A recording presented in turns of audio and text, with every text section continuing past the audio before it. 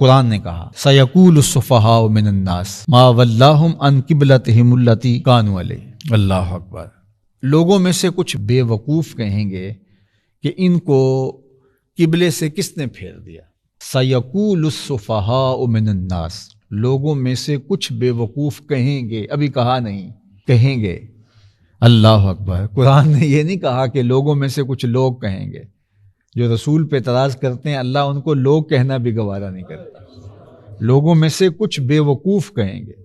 سَيَقُولُ السُّفَهَاءُ مِنَ النَّاسِ، لوگوں میں سے کچھ لوگ نہیں، سَيَقُولُ النَّاسُ مِنَ النَّاسِ نے کہا، سَيَقُولُ السُّفَهَاءُ مِنَ النَّاسِ، لوگوں میں سے کچھ بے وقوف کہیں گے کہ انہیں اس قبلے سے کس نے پھیر دیا۔ یہ قرآن نے کہا، ابھی انہوں نے کہا نہیں ہے لیکن قرآن نے کہا کہ کچھ لوگ کہیں گے۔ یہ قرآن کی غیبی خبر تھی اور یہ حکم پڑھ کے سنایا گیا اور یہ سب تک پہنچا۔ اب یہ لوگ رک جاتے، قرآن نے کہا ہے نا کچھ بے وقوف کہیں گے، تو بتاؤ کون ہے کہنے والے، کون کہہ رہا ہے؟ یہ کہتے ہی نا، اور کہتے کہ قرآن نے کہا ہے کہ کچھ کہیں گے، تو لاؤ وہ کون ہے؟ قرآن نے غلط کہا ہے۔ قرآن کی تکذیب کر سکتے تھے یہ کر کے، لیکن اس کے باوجود انہوں نے کہا یہ قرآن کی صداقت کی دلیل ہے۔ بات سمجھ آ رہی ہے نا کہ وہ رک جاتے۔ اس طرح فرمایا کہ یہ جو یہودی ہیں یہ موت کی تمنا کریں، قرآن نے کہا کہ یہ موت کی تمنا کریں، اور پھر کہا وَلَن يَتَمَنَّوْهُ أَبَدًا، یہ کبھی بھی موت کی تمنا نہیں کریں گے۔ اگرچہ ان میں سے کسی کو 1000 سال بھی عمر دی جائے پھر بھی یہ مرنا نہیں چاہیں گے، یہ موت سے ڈریں گے، یہ موت کی تمنا نہیں کریں گے۔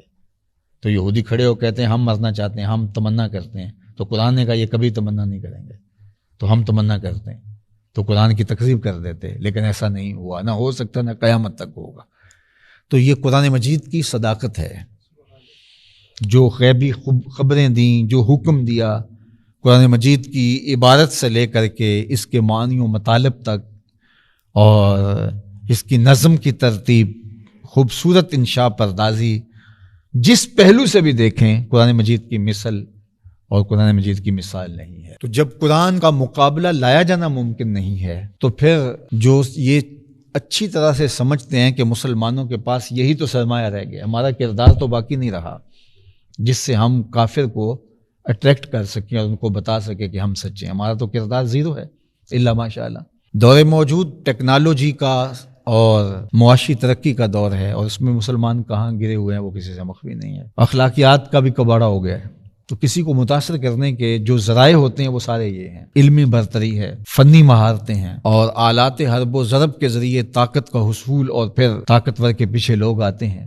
اس دور کے اندر کہتے ہیں کہ سب سے بڑی طاقت معیشت ہے۔ یہ ساری چیزیں تو ہمارے پاس ہیں نہیں ہیں، لیکن اس کے باوجود ہم بھی اسلام پہ، دین پہ قائم ہیں، اور آج بھی اسلام ان حالات کے اندر بھی پھیل رہا ہے۔ یعنی جب مسلمانوں پر افتاد ہو، اخلاقی دیوالیہ پن ہو گیا ہو، مسلمان جو ہے وہ نکبت، ذلت، رسوائی کی زندگی بسر کر رہے ہیں، اور کوئی ایسا چمکدار کردار نہ ہو، عالمی قیادت نہ ہو، امت تشتت افتراق کے گڑھے میں گری ہوئی ہو، 72-73 گروہوں میں بٹی ہوئی ہو، ان حالات کے اندر جو ہے وہ کون اسلام قبول کرے گا؟ ملکوں کے اندر جب حالات خراب ہو جاتے ہیں تو کہتے ہیں کوئی انویسٹمنٹ نہیں کرتا، اور سب سے بڑی انویسٹمنٹ تو یہ ہے کہ کوئی کسی کے لیے جو ہے وہ اپنا دل پیش کر رہے ہیں۔ لیکن ان مشکل ترین حالات کے اندر بھی لوگ یورپ میں، امریکہ میں، دیگر جو ہے وہ ممالک کے اندر اسلام قبول کر رہے ہیں، تو وہ کس لیے کر رہے ہیں؟ تو وہ میرے اور آپ کے کردار کی وجہ سے نہیں کر رہے، قرآن جو سچی کتاب ہے اس کی وجہ سے ہو رہا ہے۔